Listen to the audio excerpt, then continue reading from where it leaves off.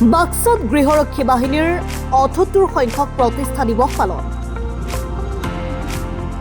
অসম আৰক্ষীক সহায়ৰ বাবে গঠন হোৱা অসম গৃহৰক্ষী বাহিনীৰ আজি ৭৮ সংখ্যক প্ৰতিষ্ঠা দিৱস। ৰাজ্যৰ অন্যান্য প্ৰান্তৰ লগতে বাক্সা জিলাতে আজি এদিনীয়া কাৰ্যসূচীৰে অনুষ্ঠিত হয় গৃহৰক্ষী বাহিনীৰ প্ৰতিষ্ঠা দিৱস। বাক্সা আৰু তামুলপুৰ জিলা গৃহৰক্ষী স্বেচ্ছাসেৱক কল্যাণ সন্থাৰ সহযোগত আনন্দপুৰৰ আঞ্চলিক শ্ৰীমন্ত শংকৰদেৱ কলামঞ্চ চৌহদত অনুষ্ঠিত হয় এই প্ৰতিষ্ঠা দিৱস। পুৱা বাক্সা আৰু তামুলপুৰ জিলা গৃহৰক্ষী কল্যাণ সমিতিৰ সভাপতি দিলীপ কুমাৰে গৃহৰক্ষী বাহিনীৰ পতাকা উত্তোলন কৰে। ইয়াৰ পিছতে স্মৃতি তৰ্পণ গছপুলি ৰোপণ কাৰ্যসূচী ৰূপায়ণ কৰা হয়। দুপৰীয়া সদৌ অসম গৃহৰক্ষী কল্যাণ সন্থাৰ উপ সভাপতি পীৰ মহম্মদ আলীৰ সভাপতিত্বত এখনি মুকলি সভা অনুষ্ঠিত হয়, য'ত অসম গৃহৰক্ষী বাহিনীৰ প্লাটুন কামাণ্ডাৰ চক্ৰধৰ বৰ্মন, গৃহৰক্ষী কল্যাণ সন্থাৰ ৰাজ্যিক সমিতিৰ সাধাৰণ সম্পাদক চাহাবুদ্দিন আহমেদে উপস্থিত থাকি বক্তব্য প্ৰদান কৰে। কোনো ধৰণৰ গুৰুত্ব আৰোপ কৰা নাই। আমাৰ বিভিন্ন ধৰণৰ সমস্যা আছে। আমাৰ ধৰক চাকৰিটো প্ৰথম কথা নিয়মীয়কৰণ। আমি চাকৰি নিয়মীয়কৰণৰ কাৰণে আজি বহুদিনৰ পৰা আমি লাগি আছোঁ, কিন্তু চৰকাৰে আমাক কোনো ধৰণৰ গুৰুত্ব দিয়া নাই।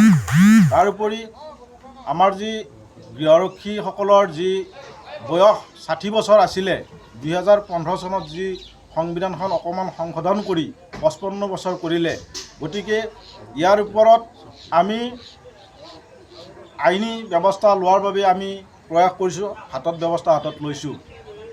লগতে আমি যি এই অনলাইন ছফ্টৱেৰ ছিষ্টেমটোই আমাৰ গৃহৰক্ষী ভাই বন্ধুসকলক এক মাধামাৰ সৃষ্টি কৰিছে। গতিকে আমাৰ যি মৃত গৃহৰক্ষী পৰিয়াল আজি আমাৰ মাজৰ পৰা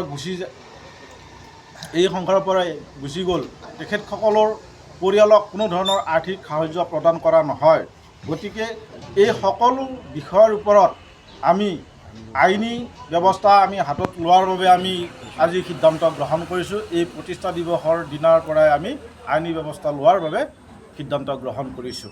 বাক্সা আৰু তামুলপুৰ স্বেচ্ছাসেৱক গৃহৰক্ষী কল্যাণ সন্থাই আমি গৃহৰক্ষী বাহিনীৰ প্ৰতিষ্ঠা দিৱস পালন কৰিব ওলাইছোঁ। ৭৮ সংখ্যক প্ৰতিষ্ঠা দিৱস পালন কৰিব ওলাইছোঁ। এই কাৰ্যসূচী লৈছিলোঁ যে আমি ৰাতিপুৱা আমাৰ প্ৰথমতে আছিল চাফাই অভিযান, তাৰপিছতে আমাৰ পতাকা উত্তোলন, আৰু ২ নম্বৰতে থাকিল আমাৰ শ্বহীদ তৰ্পণ, আৰু তাৰপিছতে বন্তি প্ৰজ্বলন, আৰু শেষত বৃক্ষৰোপণ কৰিলোঁ।